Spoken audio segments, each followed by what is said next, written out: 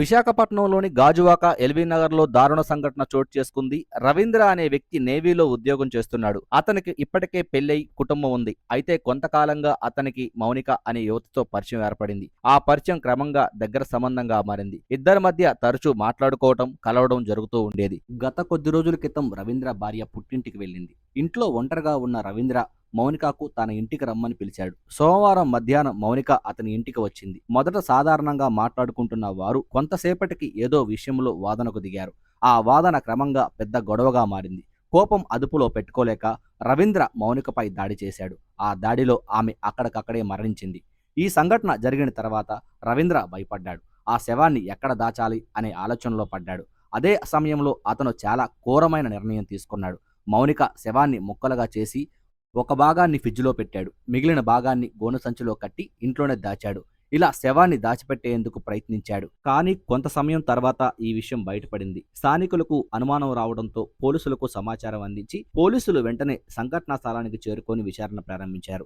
ఇంట్లో చేసిన పరిశీలనలో శవభాగాలు బయటపడటంతో ఘటన స్పష్టమైంది. పోలీసులు రవీంద్రని అదుపులోకి తీసుకొని విచారణ చేస్తున్నారు. ఈ హత్య కారణం ఏమిటి అనే విషయంపై ఇంకా స్పష్టత రావాల్సి ఉంది. ఇది అక్రమ సంబంధం వల్ల జరిగిన గొడవ లేక మరేదైనా వ్యక్తిగత సమస్యల కారణంగా అనేది తెలుసుకోవాల్సి ఉంది. ఈ హత్యకు కారణం ఏమిటి అనే విషయంపై ఇంకా స్పష్టత రావాల్సి ఉంది.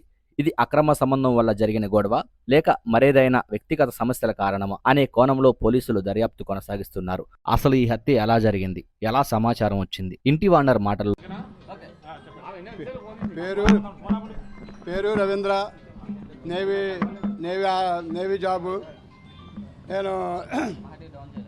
నేను ప్లాట్ కొని ఫస్ట్ రెంట్కి దిగాడు అతను.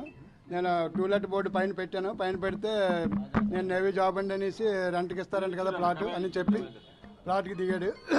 సేమ్ 29/3/25లోనే దిగాడండి. ఇప్పటికి 1 year అయ్యింది.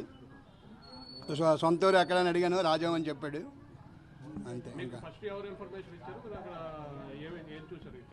నాకు రాత్రి 9:15కి అతను పిలిచాడు. మన పక్కన 101 ఆయన, మీ ఇంటికి పోలీసులు వచ్చారు, మీ ప్లాట్కి ఒకసారి రండి మీరంటే వచ్చి చూశాను. అప్పటికి పోలీసులు వచ్చి ఉన్నారు. పగల కొడతామంటే ఏమైంది సార్ ఏంటంటే ఇలాగా లోపల బాడీ ఉందంటారంటే పగల కొట్టడానికి ట్రై చేశారు. గ్రిల్స్ కొట్టి లోపలికి వెళ్ళి డోర్ తీశారు. చూసేసరికి ఉన్నాయంటారు, ఉంది బాడీ అన్నారు. అంతే సార్, అంతవరకు. Online payment sir. మధ్య మధ్యలో వచ్చి చూస్తుండేవాడిని సార్ నేను. వాళ్ళ వైపుని తెలుసు సార్ నాకు. వాళ్ళ వైపు డెలివరీకి అనేసి వెళ్ళింది పాప అతనికి. ఇప్పుడు 3 నెలలు 4 నెలలు పాప అనమాట.